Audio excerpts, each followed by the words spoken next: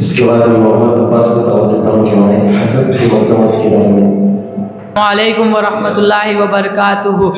الحمدللہ رب العالمین والصلاة والسلام علی رسولہ المبین وعلی آلہ وصحبہ اجمعین، اما بعد، قال النبی صلی اللہ علیہ وسلم تباغضوا ولا تحاسدوا ولا تدابروا وکونوا عباد اللہ اخوانا۔ حضرت گرامی قدر محترم سامعین، مسلمان وہ ہوتا ہے جو سبھی انسانوں کی اچھائی چاہتا ہے، وہ اپنے اوپر دوسروں کی فوقیت دیتا ہے، کسی کو کمتر نہیں سمجھتا، کسی کی نعمت دیکھ کر نہیں جلتا۔ مسلمان کسی سے حسد نہیں کرتا بلکہ وہ حسد کی برائی سے پاک ہوتا ہے، کیونکہ حسد نیکی اور محبت کے خلاف ہے، ایثار اور قربانی کے خلاف ہے، ہمدردی اور غم گساری کے خلاف ہے، کیونکہ وہ سمجھتا ہے حسد دراصل خدائی تقسیم پر اعتراض ہے، لہٰذا یہ ایمان کے بھی خلاف ہے۔ قرآن مجید میں ہے ام یحسدون الناس علی ما آتاہم اللہ من فضل، کیا یہ لوگوں سے حسد کرتے ہیں اس فضل پر جو اللہ تعالیٰ نے انہیں عطا کیا ہے؟ مطلب یہ ہے کہ تم کون ہوتے ہو اللہ پر اعتراض کرنے والے؟ اللہ جس کو چاہتے ہیں اپنی رحمت سے نوازتے ہیں۔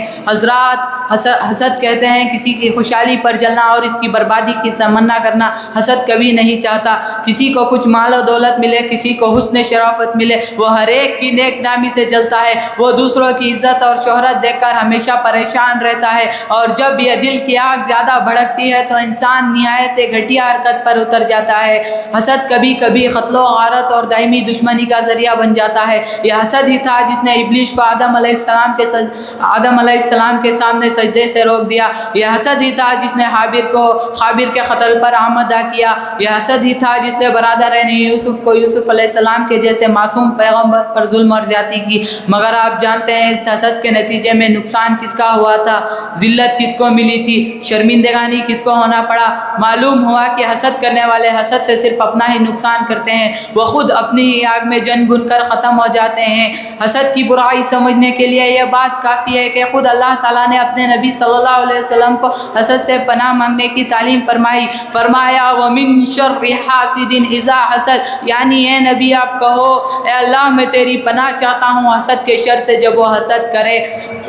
نیز آپ صلی اللہ علیہ وسلم کا ارشاد گرامی ہے ایاکم والحسد فإن الحسد یأکل الحسنات کما تأکل النار الحطب، حسد سے بچو کیونکہ یہ نیکیوں کو ایسے کھا جاتا ہے جیسے آگ لکڑیوں کو کھا جاتی ہے۔ ایک جگہ فرمایا تباغضوا ولا تحاسدوا ولا تدابروا وکونوا عباد اللہ اخوانا، یعنی ایک دوسرے سے باز نہ کرو، حسد نہ کرو، اعراض نہ کرو، آپسی خطانہ تعلق کرو، اے اللہ کے بندے بھائی بھائی بن جاؤ۔ دنیا میں سب سے زیادہ حاسد قوم یہودی ہے، لہٰذا یہ مسلمانوں کو ہرگز نہیں ہو سکتی۔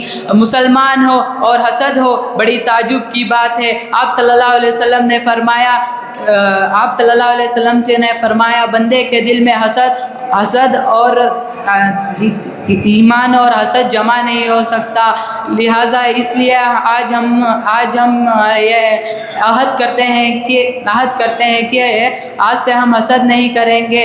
کوئی آگے بڑھ رہا ہے تو اسے دعا دیں گے اور ماشاءاللہ کہیں گے، اس نعمت کو دیکھ کر اللہ تعالیٰ ہم سے خوش ہو کر وہ دولت اور شہرت عطا کریں گے۔ السلام علیکم ورحمۃ اللہ وبرکاتہ۔